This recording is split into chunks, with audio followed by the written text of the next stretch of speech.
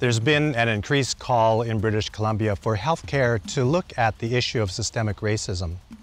Cultural safety and humility can shed some helpful light onto this matter. If we consider the definition of cultural safety, we know it has two aspects. The first aspect is looking to Indigenous ways of knowing and being to create safe places for healthcare patients, clients and communities so that they feel safe and honored and that their culture and their identity is considered important in their healthcare provision.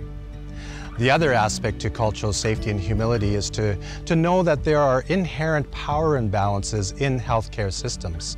And so a cultural safety approach addresses those systemic power imbalances as well.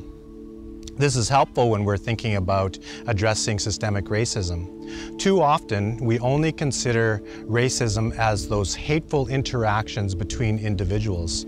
It is that and so much more. Systemic racism is understanding that there's a complex system of political and social machinery and dynamics going on underneath the water. So it's important that we delve underneath the water and start to consider some of those systemic dynamics.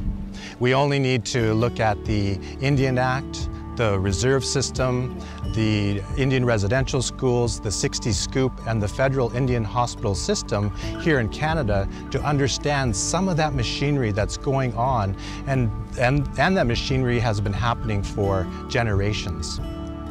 So we have to take the risk and the uncomfortable act of going underneath the water and looking at the systemic nature of racism if we truly want to address systemic racism. For healthcare leaders, we ask you to look very deeply at those sorts of dynamics and know that racism is much more than just hateful interactions. We have to get underneath and start to look at the machinery that drives these kinds of racist activities.